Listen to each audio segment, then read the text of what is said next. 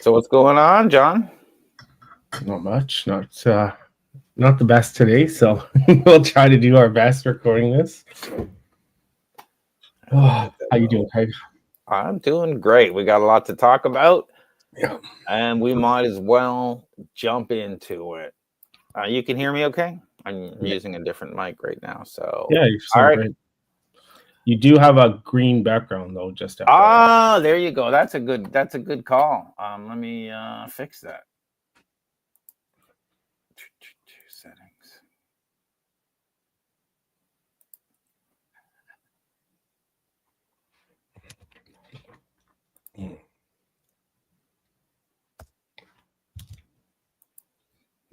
Again, new computer. Well, not new computer, but different computer this morning. My streaming computer decided to do update. So, all right, let's get into this. Oh. So I know how you love the UK and No. Sorry, that's true. You love the EU and what they're doing. Exactly. But the UK have decided to do this thing where they've ordered Apple to let it spy on users' encrypted accounts, and it's not just UK users; it's all the users in the world. Yeah, this is pardon my French. This is absolute bullcrap. I definitely do not like the UK. I like the EU and their policies. When I first read this, I forgot that the UK was not part of the EU. When I was first reading this, I'm like, what the hell is going on here? Then I realized, yeah, they've Brexited. So this is absolutely ridiculous. I think this is a joke. I think this is like if Apple gives into this, then we're all screwed. But so just to give people a background, the UK government has secretly ordered Apple to create a backdoor into its encrypted iCloud backups under the IPA. And that's not the beer, that's Investigatory Powers Act of 2016. It's also known as the Snoopers Charter. So this directive, which was issued in January 2025, it demands access to encrypted data stored by all iCloud users globally, not just UK residences. So Apple's Advanced Data Protection, or we call ADP, and that's not the security firm either, feature, which offers end-to-end encryption for iCloud backups, is essentially the primary target. And if enforced, Apple is going to be legally prohibited from informing users their data was compromised. This is nuts. Like, is this true? Like, what is going on here, Craig? Well, the order is true. What's going to happen, and will Apple comply? I honestly think they won't comply, and that in this particular situation, the U.S. government will probably step in and say, no. And there'll be a battle between the UK and the US, just because we're not just saying you can get access to UK users. That means you get access to all the users worldwide, all the data, anytime, and no one can know about it when I'm doing it. I'm sure there's a lot of regular governments will be saying, well, maybe they'll be saying, I want that access too. But the US as specifically will say, no way, you're not accessing US citizens' data. Just like, EU will be like, wait a minute, you're not accessing our citizens' data because it's part of our GDPR and all that stuff. So yeah. I think this is more of a governmental thing than it's going to be an Apple corporate thing. Yeah, this is stupid. So for those of you that think, creating a backdoor is secure and it's only going to be used for good, right? No, like creating a backdoor that only good actors can use is a complete myth. Encryption relies on mathematical principles that don't discriminate between governments and hackers.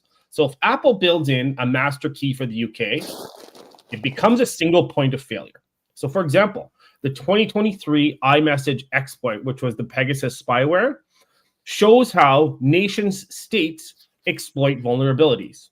So like this is not only the UK is going to use this, and we're not like, no, you have a single point of failure now if this happens, and that's not going to happen. I hope Apple, despite the fact I don't like iOS, I love Mac OS, and I just don't like it because it's just too I don't know. Anyways, but I'll give Apple this. They have been, at least in the public eye, a strong supporter of protecting people's data. And I hope that doesn't change. What do you think?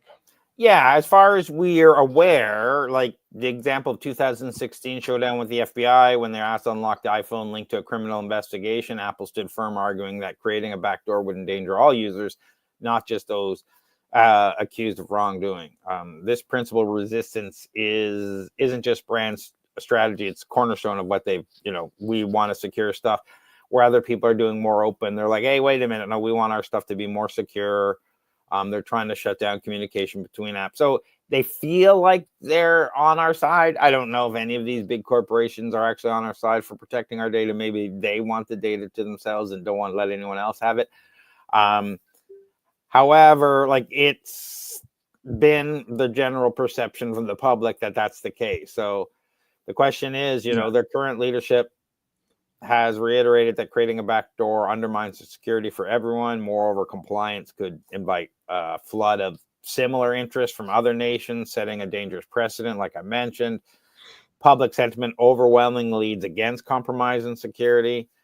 If Apple were to comply, the fallout would be monumental. The U.S. government, also a guardian of user privacy, may respond with alarm. We talked about the EU. Conversely, a refusal to comply would likely lead to escalated tensions with the UK, possibly inviting stringent regulations against tech giants. So, yeah, who cares? Let the UK be their own thing. I don't care anymore, because like they're doing things that they're just doing things that they think are right, and it does actually. I was doing some research. It does conflict with the EU's GDPR, so it risks UK's data sharing agreements. So let them shoot themselves in the foot.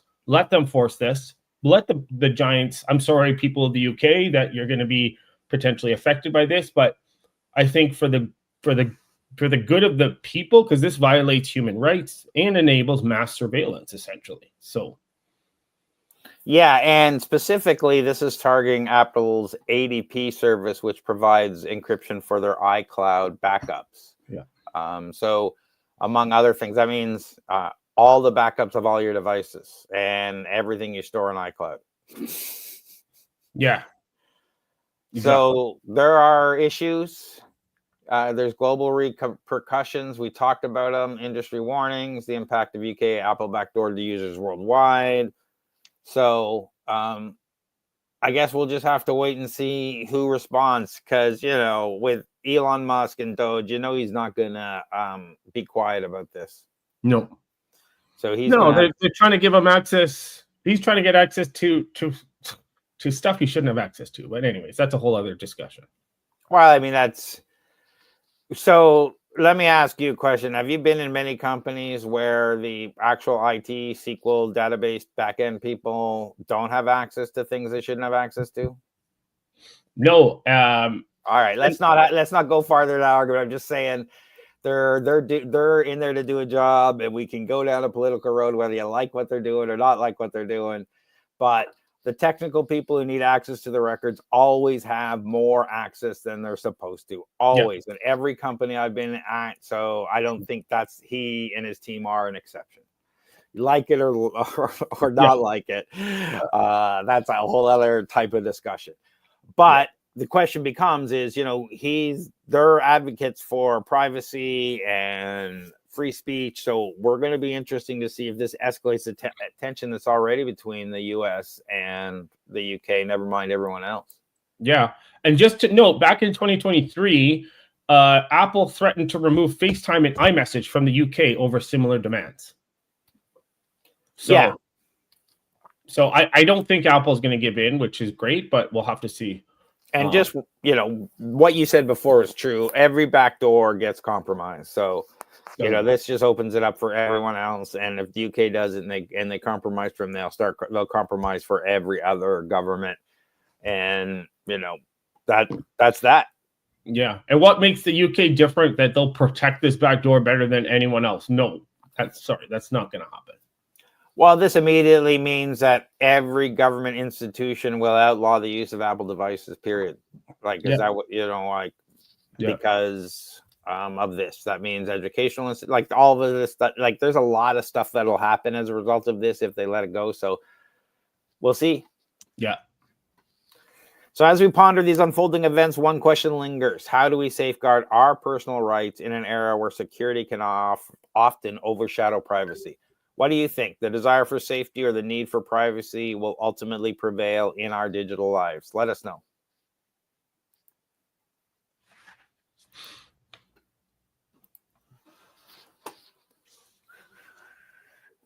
So, did you read about these researchers who decided that they're going to take a low-end like model like Qwen 2.5 and train it on some results from Claude, costing about $50, and now getting this local model to perform the same or close to OpenAI's O1 Mini. So imagine an AI model so affordable it could fit snugly into your pocket.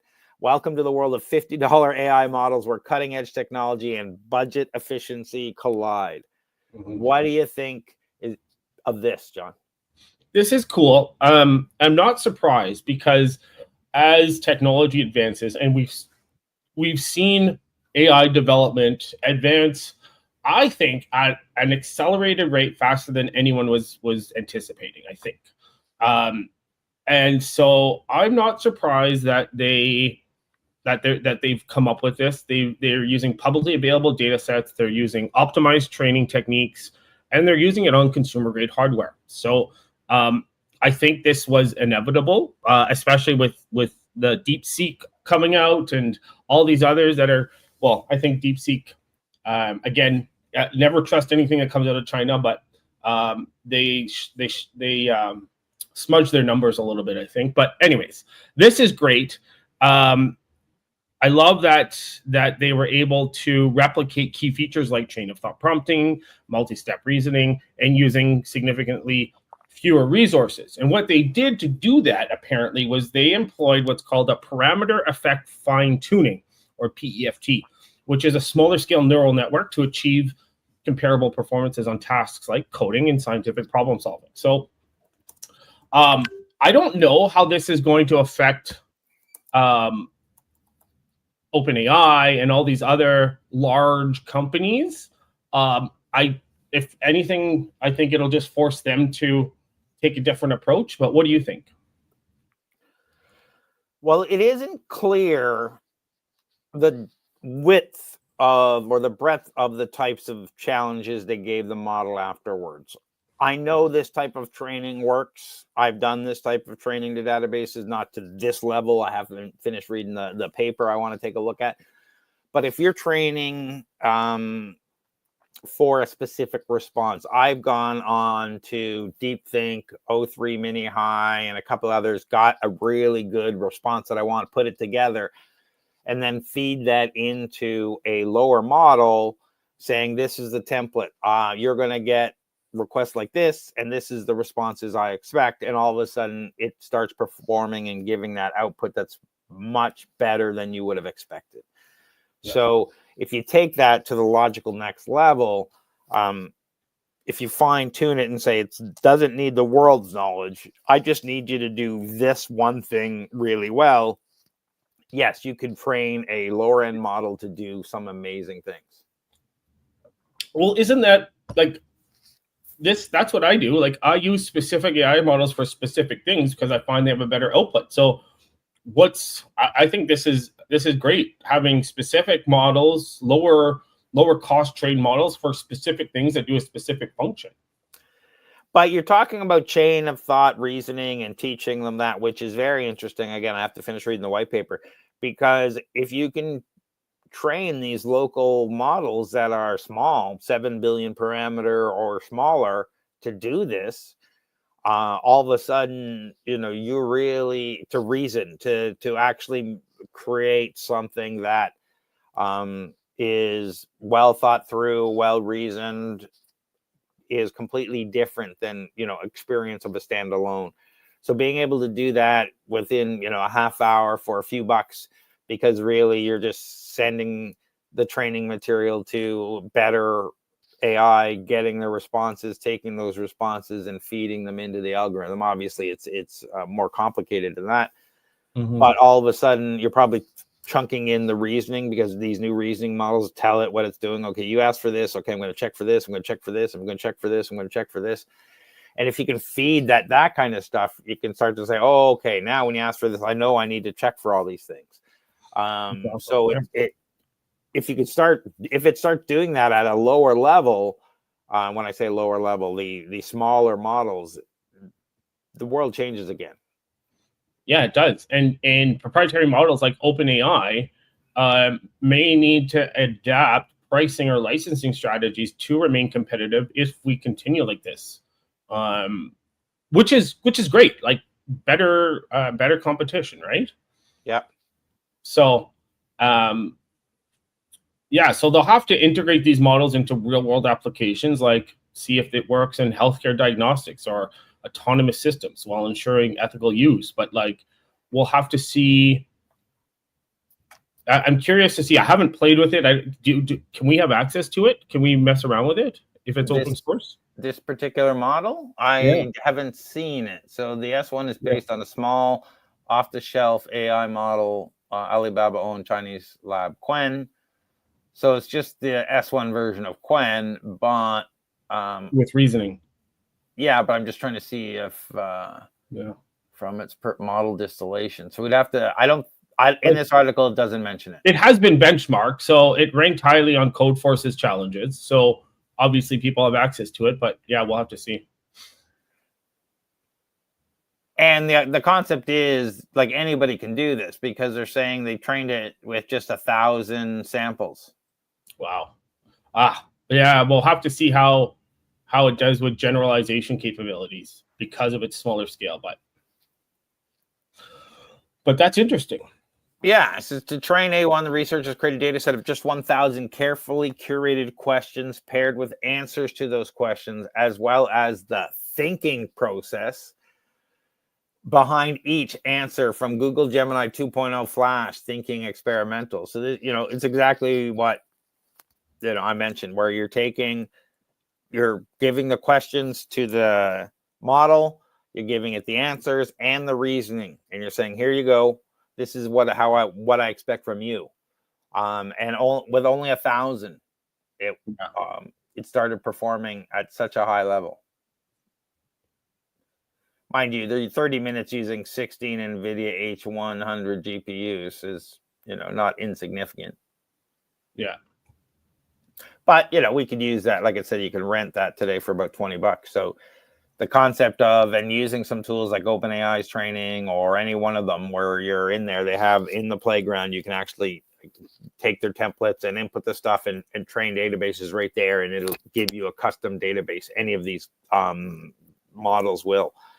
And then you can reference those custom databases either through APIs or through GPTs or download them and do stuff with them. So those are all interesting things you can do. But being able to say, okay, I would love to take a look at their data. I'm going to go through the paper a little bit more intensive and also run it through the AI and see what it thinks of it, because this is the way to go. And as more recently, I've been using Deep Think and I've been using like O3 Mini High and experimenting with some of these other ones. You start to say, all right, we're getting now much better results than I used to get. I got to go back and change a bunch of my automations and some AIs and some prompts because the results they used to get aren't as good as what I'm getting now. So let's go change those things. But now I can also change those things based on finely tuned models with examples from higher end reasoning models and get much better results. And for a few bucks, this is amazing. So if you're just, prompting now, you should start taking a look at starting to train and fine tune your AI models to your results, because you're going to get so much better results. Yeah, exactly. I'm excited. Yeah, me too. Yeah, we'll have to see. We'll have to see where this goes. Yeah. All right. Let's jump into this next one. Yeah. Imagine a world where energy is as abundant as the air we breathe, sourced from the very same process that powers the sun. Fusion energy has tantalized scientists and futurists for decades. And now as we look forward to 2028, we must ask ourselves, is this dream finally within reach, or is it just another distant star in the sky? What do you think, John? Well, this one's different than I think every other one. I don't think we've covered Polaris reactors. I could be wrong, though. Am I wrong? Do you remember us talking about Polaris reactors? I do not remember us talking about Polaris reactors. Okay. So this is cool because this is different from the tokamaks. So this is a Washington-based private startup called Helion Energy. And they're trying to build, again, I know we've covered this before, but they're trying to build the world's first commercial fusion power plant with plans to deliver electricity to Microsoft by 2028. So their approach is different than the other companies and research that we've covered, because this stands out because they're looking to use a Polaris reactor, which uses magneto-inertial fusion technology instead of relying on steam turbines like most experimental reactors. Polaris directly converts fusion-generated energy into electricity using magnetic fields. So the system eliminates the need for expensive and complex steam cycles, which potentially making this fusion power more efficient and cost-effective. Now, some things to note. It's also backed by over $1 billion in funding from investors like Sam Altman and Peter Thiel. And they also signed a landmark power purchase agreement with Microsoft, which we just called it, to supply 50 megawatts of fusion-generated electricity. So, again, they've got this technology, they've got this different kind of reactor, but again, they're going to face challenges just like any other new technology development. So they had a previous prototype, Trenta, which reached a critical temperature of 100 million degrees Celsius, which is required for fusion. But the thing with this reactor, as opposed to other ones, is they've yet to achieve sustained energy gain, where the reactor produces more energy than it consumes. So it is aggressive, but I know ITER in France isn't expected to produce power until 2034, which is quite a ways away from 2028, but we'll see. What do you think? I mean, I always think these things are pie in the sky because, I want to see one actually working. And until I see one actually working and doing what it says more than like 4 or 5 hours, then I won't believe it. I'm the skeptic here, as you're probably aware, at least in some areas. The timeline says, like you're saying, prototypes happen in 21 to 2023. Intermediate demonstration. So they plan to scale the reactor design and demonstrating sustained fusion reactions and energy conversion efficiencies, which is what I'm interested in. 2024 to 2026, and then commercial demonstrations 2027 to 2028, with full-scale reactors capable of powering grid-connected energy systems. So I'm excited, because it sounds like we're getting closer. Honestly, though, I don't believe it's 2028. I don't. I think I don't either. Never happen in time. That would be wonderful if we had these things coming online in 2028. The world would be starting to change. Yeah, exactly. So the thing is, for those of you because we've covered tokamak reactors, so it differs because instead of using massive superconducting magnets to confine the plasma into a donut shape, the Polaris reactor employs a linear design with pulsed magnetic compression, which allows for the direct energy conversion via Faraday's law. So it skips the need, like we said, for steam turbines, and potentially reducing costs by billions of dollars. But who knows? I don't know how complex this reactor is compared to the tokamak, or how less complex it is, or how safer. I don't know any of that. This is new. We've covered a tokamak in the past, not Polaris. So this will be interesting. He's got some backing from Microsoft, Sam Altman, Peter Thiel. So who knows? There could be, but again, there's still challenges. They still haven't achieved a sustained energy gain. So we'll have to see where that goes. Yeah, what does this mean to consumers and industries? If fusion energy becomes a reality, we could witness a profound transformation in global energy markets. We would, not could. Fusion offers the promise of clean, near limitless energy. Imagine drastically reducing energy bills and a safer alternative to fossil fuels. This could stimulate economic growth with significant lowering of carbon emissions, plus bring third world countries and everyone in par pretty quickly from a power and balance point of view, like just from an energy perspective. So you could go into, say, Africa or wherever and deploy a few generators, and everyone has power 24 hours versus right now where some of these are solar or wind. When you're in the villages and they don't have consistent power, they can't create steel plants or do whatever because they just don't have the power to industrialize. And all of a sudden that changes the world. So fusion energy produces very minimal waste compared to traditional power sources. So this is going to be a continual, like something they continue to go over, because fission is our future right now because we have working fission plants.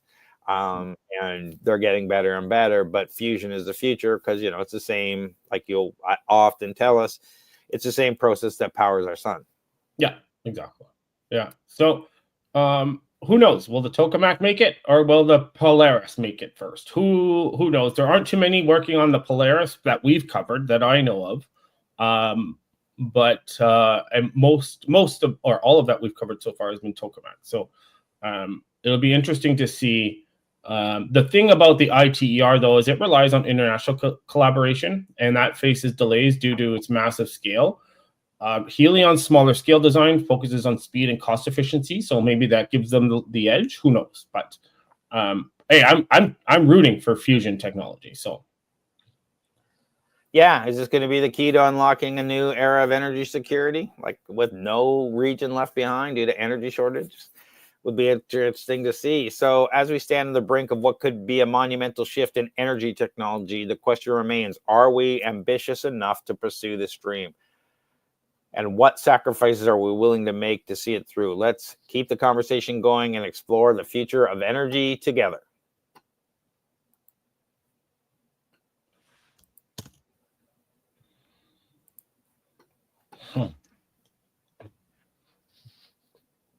Imagine a world where artificial intelligence isn't just cool, but a creative partner in the scientific discovery process. This isn't science fiction. It's happening right now as AI has taken a remarkable leap by inventing a glowing molecule that could change how we solve scientific problems. What do you think about this, John? this is crazy. This is scary because so the researchers at, I think it's Evolutionary Scale, they've developed a glowing protein. They developed it using AI. It's called ESM-GFP. And they used an AI model called ESM3, which mimics. So the protein itself mimics the green fluorescent proteins found in jellyfish and corals, and is distinct from any naturally occurring proteins, with only 58% similarity to its closest known counterpart. This is the thing that blows me away. The remaining sequence, requiring 96 genetic mutations to evolve naturally, would have taken over 500 million years through natural evolutionary processes. Does that not blow you away?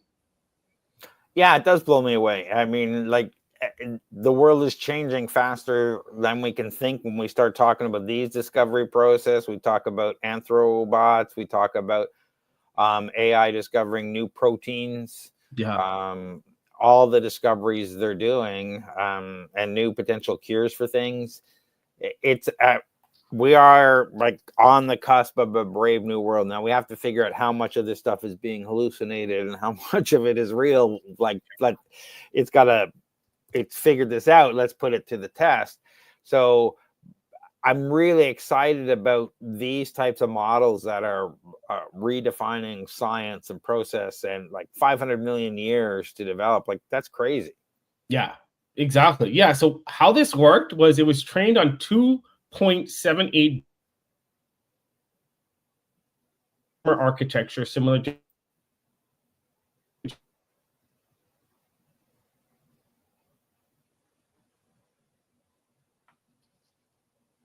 And so it was this protein that only exists right now as computer code, but it has the potential for real world applications in biotechnology. So like we talked about before, drug development, cellular imaging, proteins, like there's so it's endless what this could be used for if this can be converted into a real world application.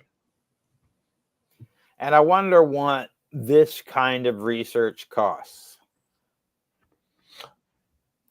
So that's a good question. I know that they received 142 million in funding from Amazon and Nvidia.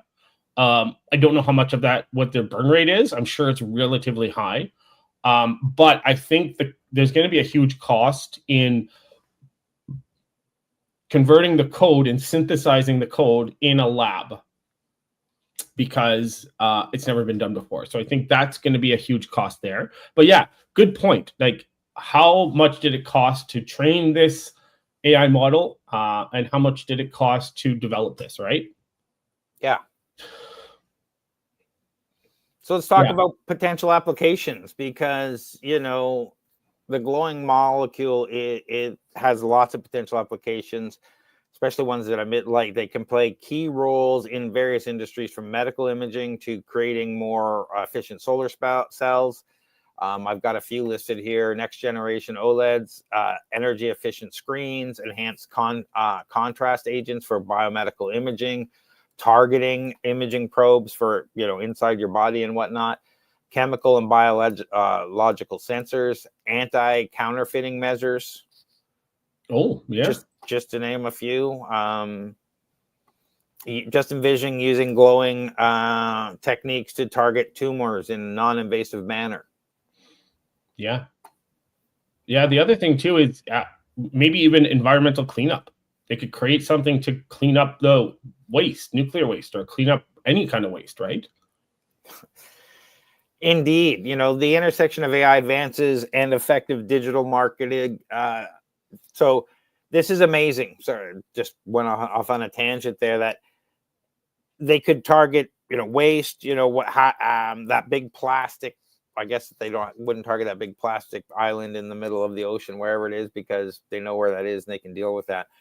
But other things you could really target and do stuff with, either in nature from a climate cleanup point of view, like oil and gas spills. Yeah, exactly. Yeah. Oil and gas spills would be a small problem of the future, potentially. Who knows? I love where we're going with this, and the fact that AI is now in the process where we use AI. I use AI every day. I have it beside me as, you know, almost a virtual assistant. So it automates some things, but sometimes it's just a back and forth conversation. I'm thinking about, what about this? What about this? You know, what am I missing here? Can you flesh this idea about a little bit more so I can take that and do stuff with it? Now science can do the same thing. You know, I feed it data and say, clean this up and find patterns and, you know, do things that I wouldn't be able to do. It's amazing to be able to throw AI at these scientific problems and have it do 500 million years of work. And exactly, yeah. And just to kind of connect it back to things that we've covered in the past. So we covered DeepMind's AlphaFold, which is what revolutionized protein structure prediction. Yep. So this ESM3 takes it further by designing entirely new proteins. So just to kind of put it into context as to things we've covered in the past. Yeah, and we also mentioned that they recently open sourced AlphaFold, so many of research facilities have access to it. Yeah. So I'm excited about these glowing molecules and then what we'll see from them in the future. Yeah, this will be interesting. So let us know what your thoughts are. Where do you see these glowing molecules going, and what industries do you see them jumping into first? We'd love to hear your thoughts. Yeah.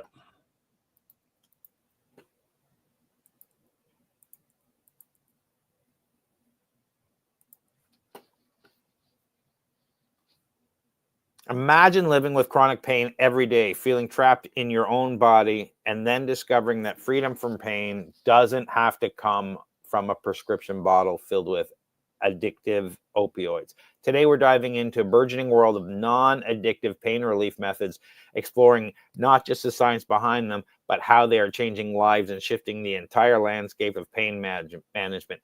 What do you think about this breakthrough in non-addictive pain relief?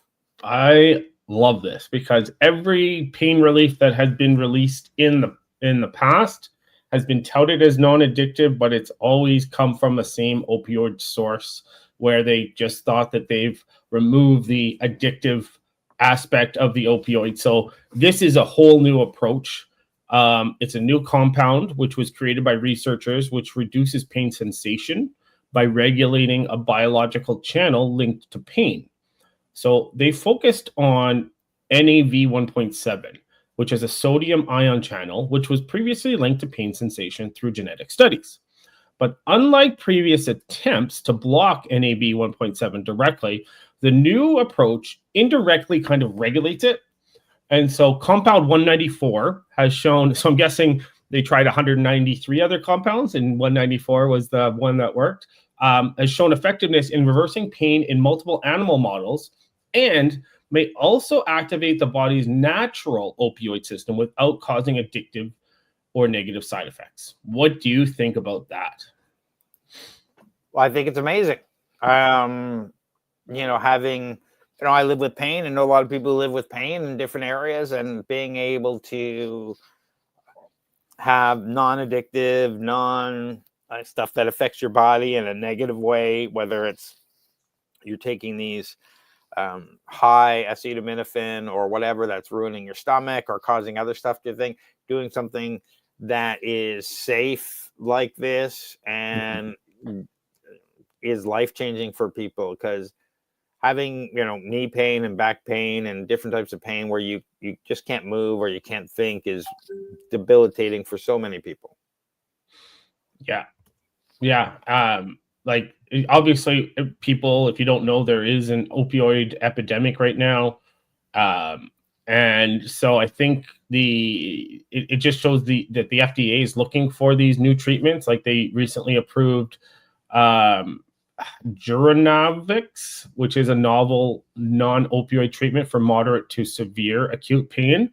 So I don't know the background on that one, but it seems like they're trying to promote non-opioid therapies for pain management, and they're even trying to promote non-pharmacological approaches like exercise and psychological therapies, as well as non-opioid medications. So they're trying to get away from it. This is obviously a pharmacologic solution, but if it's non-addictive, hey, let's get it in there. Yeah. So what exactly qualifies as non-addictive pain relief? Essentially, these are treatments and therapies that manage pain without triggering the body's addictive pathways in the brain. Think of it like tuning a piano. Instead of using the same string, or in this case, medication, that can snap under pressure, we are utilizing a more harmonious approach that encompasses physical therapy, acupuncture, or even natural remedies like turmeric and ginger, which have historical roots in traditional medicine. Imagine using those instead of the traditional type. This is what we're talking about as non-addictive pain relief.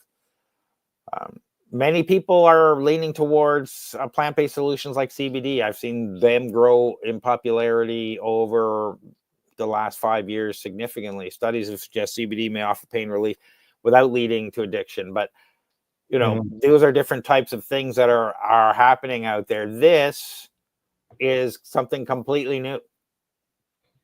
Yeah, it's a whole new approach, which is what we need, right? This is what we need, because every other approach has been similar, derived from an opioid base and trying to remove that addictive. So this is great. I'm glad that they're doing this. Yeah, I'm looking forward to seeing where this goes to next. Like, how far along are we on this? And, what we're talking about, the TRPV, transition potential vanilloid 1 ion channel, are there going to be devices? Yeah. Who knows? Yeah, because it's a pain it's a receptor, right? So Yes. there are different approaches to it, but yeah, I'm curious to see how this proceeds further. This is interesting. So, with an increasing awareness of addiction and its risks, we're at a pivotal moment in healthcare with solutions like this. What does the future hold for pain management? Will the shift towards non-addictive alternatives reshape not just personal experiences, but also healthcare policies and treatments as large? Can we move from a sick care system to an actual healthcare system? As we explore these solutions, how do we empower ourselves to take control of our pain management journey? Let us know your thoughts.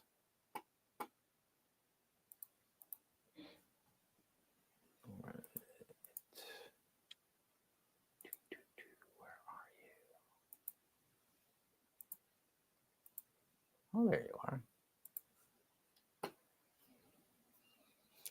So this is interesting. Imagine a world where possibilities coexist, where a computer can consider multiple outcomes at once, just like Schrodinger's cat, which is both alive and dead inside the box. This isn't just a thought experiment anymore. It's a glimpse into an emerging frontier of quantum computing, inviting us to unravel paradox of reality and technology. And if we break down the quantum condition a little bit more and understanding qubits and the infinite states of qubits, the cat is not only just alive or dead, it's sick or healthy, it's big, it's strong, it's orange, it's purple, it's blue, it's, hot, it's cold, it's furry, it's naked, whatever.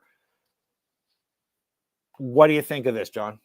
This is cool. This is a major milestone, in my opinion, in quantum computing, because what this experiment did was it leverages the quantum superposition principle, which is what you need for quantum computing. But this is where a system can exist in multiple states simultaneously. But the difference with this one is the researchers used the nucleus of an antimony atom, which was embedded in a silicon chip to achieve this state, utilizing 8 possible spin directions to encode quantum information, which is unlike traditional qubits that can only represent 0 or 1. So the system can sustain a superposition of multiple states, making it more robust against errors, which we know errors are the key to scaling up quantum computers. So with the antimony's atom spin acting, it's sort of like the metaphorical cat, which is why they're saying it's Schrodinger's cat. The innovation lies in the system's resilience, because it would take 7 consecutive errors to collapse the quantum state, compared to just 1 for standard qubits. But we know there's other research being done to kind of mitigate those errors. I think Google was doing some research on that too, but this is different because they're taking a different approach. So, like I said, the robustness is crucial for overcoming one of quantum computing's biggest challenges, which is error correction. So this is cool. They also demonstrated how the technology can integrate seamlessly with existing semiconductor manufacturing processes. So what do you think? Are we on the cusp of a quantum revolution, Craig, with this? I don't know about with this, because this is just another step into the things we talked about. We were talking recently about chips that could have, I think it was 16 qubits in a chip. We talk about this kind of stuff all the time and it changes, so I'd have to go back and look. But the fact that I say quantum is magic all the time, and because we're now saying, and this is interesting how it breaks down, is it's not measuring one thing. We're measuring multiple quantum states via qubit. And as we build out the measuring or doing this, the quantum state collapses. Yeah. So you are projecting a future state that doesn't exist. And the more complicated or different from reality you make that future state, the more likely that quantum collapses. So you start to think about these things. Now that's just a paraphrasing. This is amazing. How long till we can actually, decide the state of the cat inside, not determine, decide. Yeah. Well, it just to kind of put things into perspective, like, because we always talk about qubits, but think about the antimony atom like a cat with 7 lives versus a qubit, which is a cat with 1 life, if that makes sense. So, it's there's a lot of competing technologies, like we talked about Google's Willow processor, the trapped ion system. I think we talked about as well, but they're going to have to optimize spacing to ensure efficient coupling between antimony atoms. There's a lot of robust methods for integrating multi-qubit logic gates, which is what you were kind of talking about. But there's a lot of challenges that are still ahead, and so. But this is a huge step forward because this helps to address that potential error problem. Yeah, and so this is actually embedded inside silicon quantum chip, and we'll have to see how this progresses, whether this is going to be a type of technology that will be introduced in all the future quantum chips because of the way it handles it.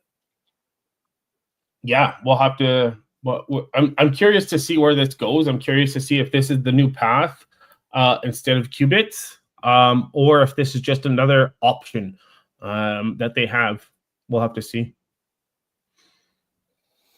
I'm excited about this because I always love these types of things. The demonstration of quantum error detection and correction, a holy grail in quantum computing, is the next milestone the team will address. So if they can address that, they're laughing. Yeah.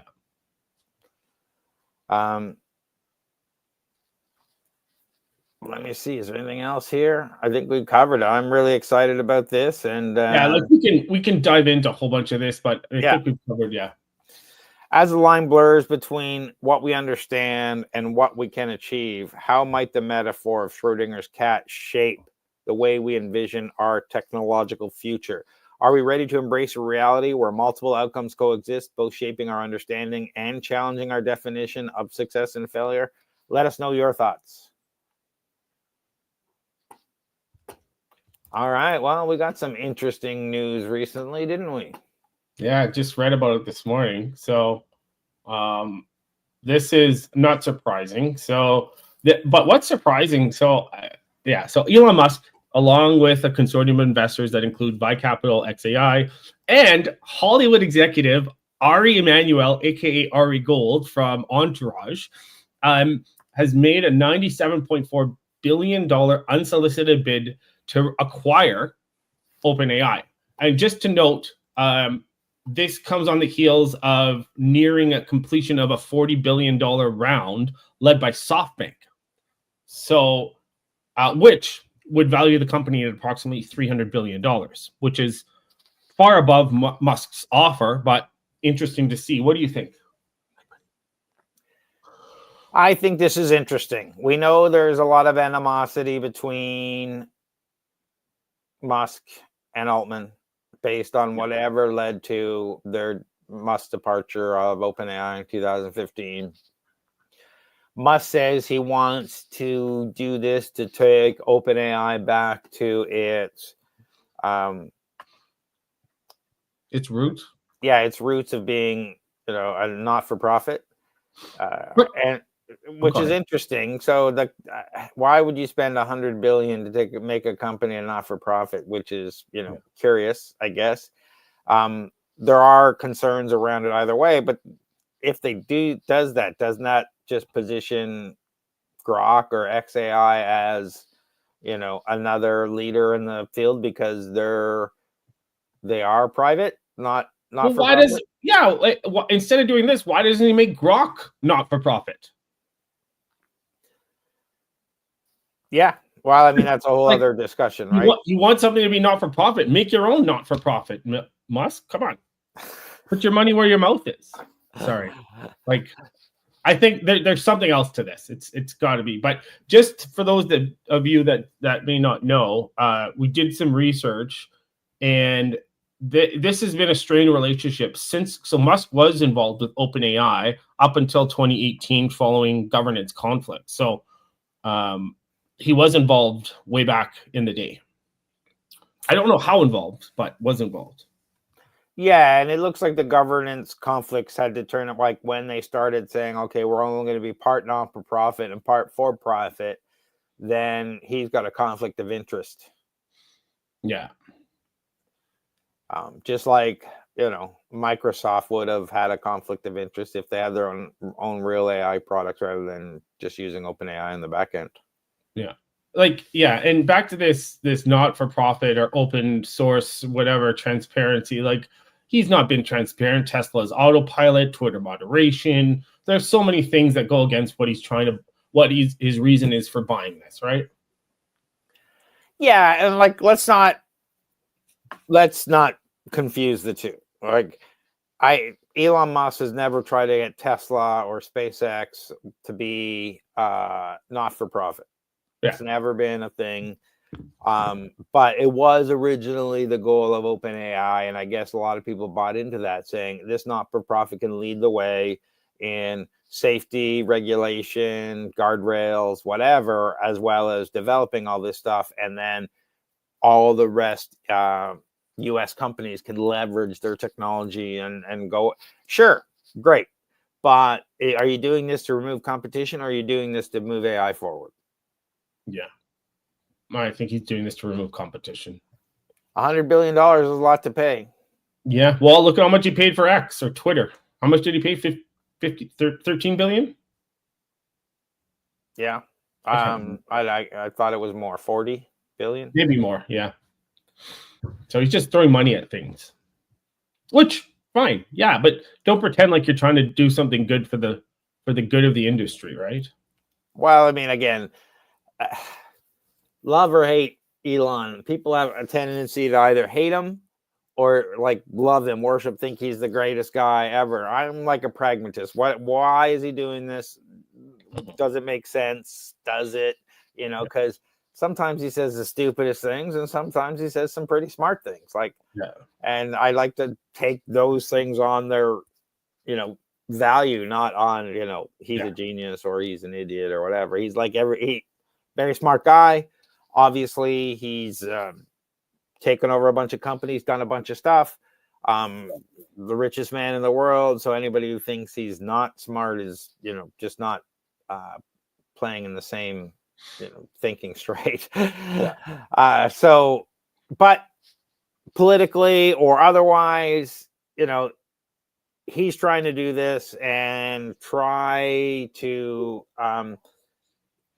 get this transition by late 2026 to back to a not-for-profit. Who knows? Yeah, it doesn't look like any of this is going to happen. No. Sam Altman immediately came out and said, no way. Didn't he? This morning? Yeah, he immediately dismissed it. But what does that mean? Yeah, exactly.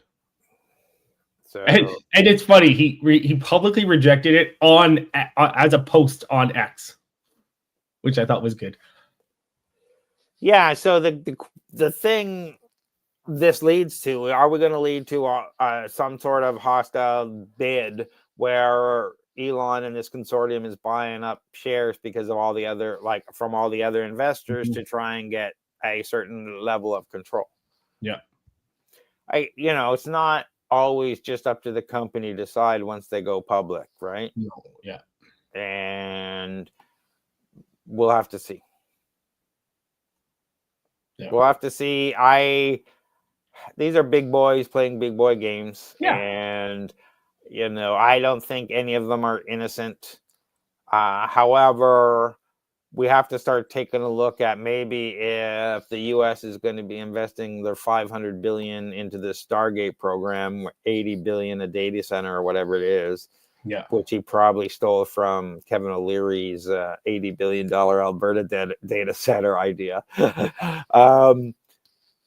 We'll have to see, what is the concept here? If the U.S. is investing that much money in one company, is the concept, well, let's make it a not-for-profit so everyone gains from that? Or is it because now this is kind of going to be an unfair thing because we're investing with... We'll have to see. Yeah. Because there's a lot more here than just... Oh, yeah. There's so much more that we don't know. Yeah, and we really want to be looking at the global AI race with things like Deep Six coming out and everybody panicking and stocks plunging. That the U.S. wants to be the leader in AI, as many people predict. Whoever becomes the leader in AI will rule the world. Like, it's just AI in the military is going to be change everything. Yeah. So let us know what you think. Should Elon Musk up his bid and be more aggressive? Should he let it go? Do you think this is silly? Do you think there's a plan here? Let us know what your thoughts are on this. Yeah. All right. What do you got going on, John?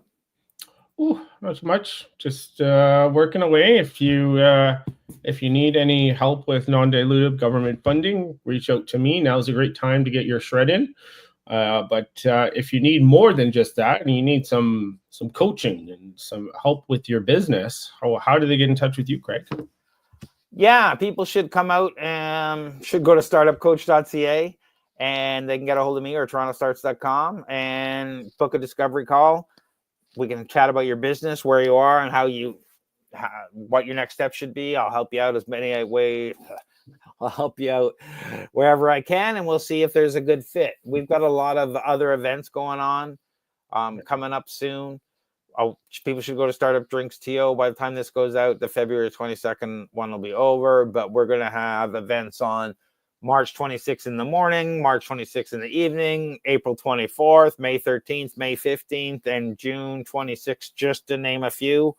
Those are just some of the things that I've locked in. So check out torontostarts.com for our upcoming events I'll be posting those as they get a little bit closer and there's more information. But we'd love to see people come out and be part of our Startup Investor Drinks regular events and our AI automation events and a bunch of our other startup workshops. Yeah. Don't you got a speaking engagement coming up, John? No, that's passed? Yes, that passed. All right, I'll cut that out. Thank you, listeners, for listening to the podcast. We really appreciate it. Thanks, everyone.